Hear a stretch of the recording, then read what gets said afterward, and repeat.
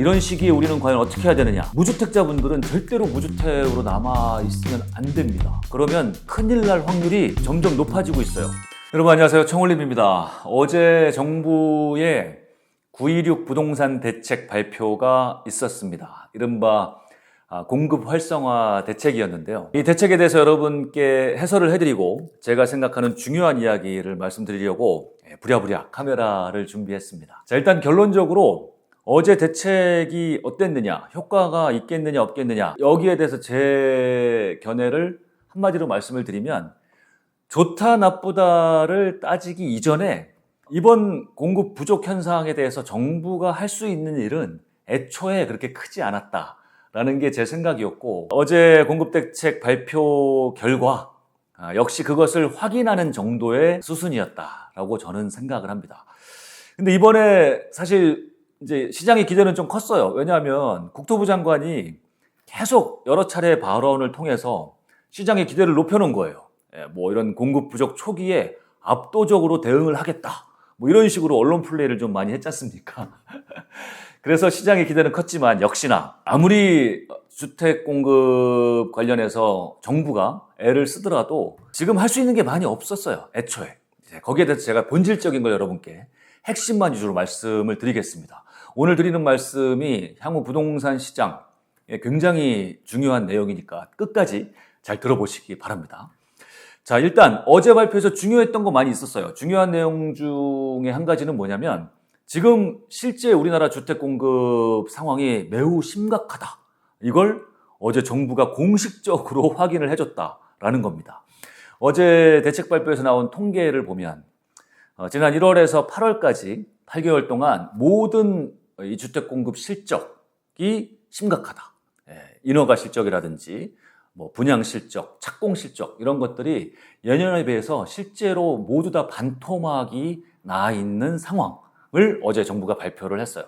근데 실제로 제가 시장에 몸담으면서 지켜와 본 바에 의하면 주택 공급이 부족한 게 올해 들어서부터가 아니었죠. 작년 중반 정도였던 걸로 저는 기억해요. 주택 가격이 내려가고 사람들이 집을 사지 않고 미분양이 좀 늘어가고 뭐 금리가 계속 높고 이런 현상이 지속되면서 민간 건설사들의 공급이 극도로 위축되기 시작한 게 벌써 1년이 넘었습니다.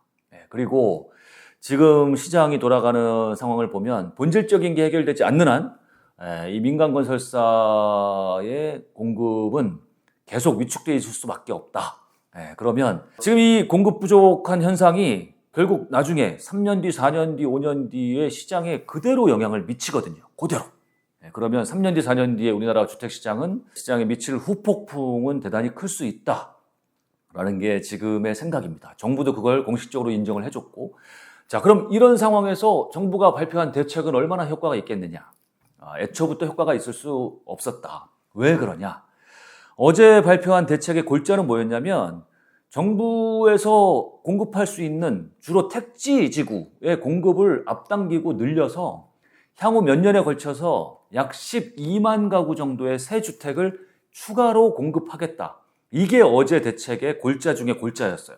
뭐 그 외에 PF 대출을 늘리겠다, 뭐 표준 공사비를 제한하겠다, 이런 몇 가지 이야기가 있었습니다만 그런 것들은 좀 곁가지에 불과했고 새 주택을 12만 가구 늘리겠다라는 게 골자였는데 물론 향후 부족한 이 현상에 도움은 되겠습니다만 이 12만 가구라는 수치가 뭘 의미하는지를 여러분이 아셔야 돼요. 자, 지금 우리나라에 매년 필요한 신규 주택 수는 대략 40만 가구 정도입니다. 40만 채 정도를 꾸준하게 지어줘야 돼요. 그런데 지금 이 전체 총량이 반토막이 나 있는 상황에서 정부에서는 향후 몇 년에 걸쳐서 12만 가구를 더 공급하겠다라는 얘기고, 이 12만 가구 공급 계획이 얼마나 제대로 이루어질지도 미지수고 지금 발표만 한 상황 아닙니까? 그리고 이 12만 가구 공급 계획이 제대로 이루어져도 시장에 미치는 영향은 아주 크지는 않을 것이다. 본질적인 것이 해결되지 않으면. 자, 제가 계속 본질 얘기하고 있죠. 본질적인 것은 무엇이냐? 건설사들이 움직여야 된다는 거예요. 건설사들. 자, 우리나라 주택 공급의 주체는 공공이 아니고 민영입니다. 민간 건설사예요. 민간 건설사가 공급하는 주택의 비율이 80%를 넘게 차지합니다. 공공에서 차지하는 비율은 20%가 채 되지 않아요. 근데 지금 이 주된 비율을 차지하고 있는 민간 건설사들이 움직이지 않고 있어요. 집을 지으려고 하지 않고 있어. 이걸 해결해야 돼. 자, 그러면 민간 건설사들은 지금 왜 집을 짓지 않고 다 팔짱만 끼고 있고 눈치만 보고 있고 이러고 있느냐를 봐야죠. 그 큰 이유는 두 가지입니다. 두 가지. 이거 사실 우리 모두가 알고 있는 내용이에요. 첫째, 집이 팔리지가 않습니다. 사람들이 집을 사려고 하지 않아요. 집을 사지 않는 이유는 뭡니까? 집값이 더 오르리라는 확신이 없기 때문이에요. 지금 이미 집값도 높다라고 생각을 하고 있고 분양가도 계속 오르고 있고 그리고 금리도 높고 자금을 조달하는 어떤 비용도 높아지고 이런 상황이에요. 이런 상황이 쉽게 해결될 거라고 생각하지 않기 때문에 사람들이 지금 섣불리 집을 사지 않고 있어요. 거래량이 내려가서 지금 어느 정도 올해 들어서 회복은 조금 됐습니다만 예년만큼 잘 올라오지 않고 있다는 거예요. 수요가 떨어졌다. 자, 이런 상황에서 두 번째 이유는 뭐냐면 공사 원가가 말도 못하게 지금 올랐다라는 얘기예요. 우크라이나 전쟁으로 인해서 원자재 값도 많이 올랐고 또 금리가 높아진 상황이 계속되면서 건설사들의 자금 조달도 매우 힘들어요. 금리가 너무 높아. 이런 상황이 지금 굉장히 오랫동안 지속되고 있지 않습니까? 그러니 한마디로 말해서 공급 비용은 올라갔어. 원가 올라가서 이걸 짓는 데는 돈이 많이 들어. 그런데 사람들은 안 사죠. 엎친 데 덮친 격이죠. 이런 상황에서 누가 어떤 건설사가 미쳤다고 집을 막 짓고 이렇게 하겠습니까? 그래서 이 본질적인 상황이 해결되지 않고는 어떤 대책도 효과가 없을 것이다. 정부는 지금 어떻게 보면 공공 부분에서 건설 공급을 늘리겠다 이런 거는 최선을 다하고 있는 거예요. 근데 한계가 너무 명확해 보인다라는 것이죠. 자, 아파트 부분도 지금 공급이 많이 위축돼 있고요. 제가 보기에는 아파트가 중요합니다만 비아파트 부분이 지금 더 심각해요.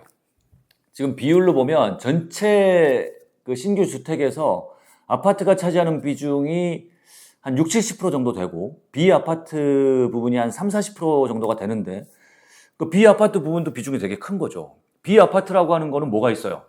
뭐 단독주택, 빌라, 오피스텔, 생활형 숙박시설 뭐 이런 것들인데 빌라하고 오피스텔이 핵심이죠. 그런데 여러분 우리 다 알다시피 지금 빌라하고 오피스텔 아무도 짓지 않고 있고 아무도 사지 않고 있어요. 왜? 빌라. 지금 누가 삽니까? 누가 사고 누가 전세를 들어가요? 요즘같이 이렇게 위험한 상황에서. 그리고 오피스텔.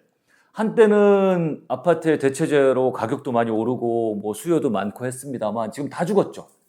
오피스텔 대출 규제도 아직까지 심하고 여러 가지 규제들이 있지 않습니까? 오피스텔 인기가 완전히 죽었어요. 이런 상황에서 수요가 없어졌기 때문에 공급도 당연히 없어질 수밖에 없고 이런 게 본질이에요. 본질.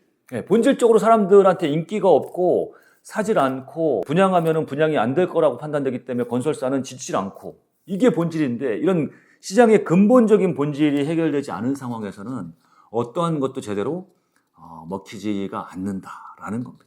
자, 그러니 지금 시점에서 우리가 생각해야 되는 거는 과연 이런 본질적인 게 앞으로 해결이 될 것이냐 안 될 것이냐. 해결이 된다면 시장은 또 빠르게 바뀌어서 수요가 늘어나고 공급도 거기에 맞게 늘어날 것이고 이런 본질적인 문제들이 해결되지 않으면 예컨대 금리가 예년 수준으로 내려가지 않으면 그 다음에 집값이 오를 거라는 확신이 생기지 않으면 그 다음에 지금 이렇게 계속 오르고 있는 공사비 상승이 멈추지 않으면 또 예년처럼 좀 가격이 내려가지 않으면 집값이 내려가지 않으면 지금 이런 본질적인 문제들은 해결되기가 어렵다라는 거예요. 자, 그러면 지금 3, 4년, 4, 5년 뒤의 공급 부족 현상은 지금 거의 확정적입니다. 거의. 그런 상황이고 또 3, 4년 뒤뿐만 아니라 당장 내년, 후년도 문제예요. 왜? 지금 내년에 후년의 입주 물량은 이미 확정돼 있는데 서울을 비롯해서 당장 내년부터 극심한 입주 물량 부족 현상이 오는 지역들이 매우 많아요. 전국적으로. 서울, 경기, 인천도 뭐 내년 후반부터 또 지방의 5대 광역시 중에서도 공급이 부족한 지역들이 꽤 많습니다. 이런 상황에서 3, 4년 뒤에 공급까지 부족하다? 저는 지난 20년 동안 주택 공급이 수년 동안 부족해서 부족한 시장에 어떤 현상이 일어나는지를 제 두 눈으로 똑똑히 지켜봐 왔었습니다. 그 현상이 이제 또 다시 옛날 데자뷰처럼 반복되는 것들을 지금 보고 있는데 그 시작을 이런 시기에 우리는 과연 어떻게 해야 되느냐?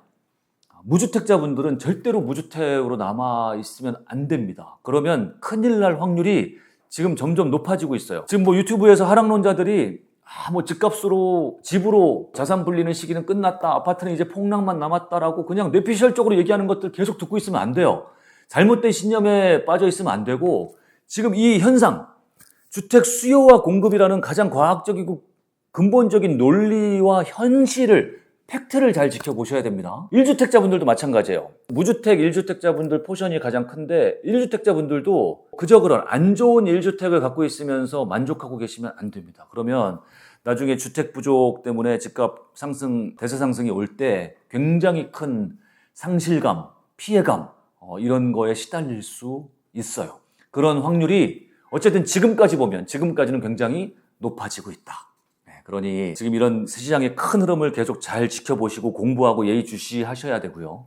저 청울님도 제가 괜히 몇 개월 전부터 청울님 TV, 유튜브도 부동산 위주로 지금 테마를 재편하고 제가 괜히 부동산 강의를 지금 다시 시작하고 이런 게 아닙니다. 그러니 여러분도 이런 시장의 상황을 잘 지켜보시고 공부하시고 이런 큰 시장 방향 변화에 선제적으로 대응하시기를 당부드립니다. 네, 오늘 방송 여기서 마치겠습니다.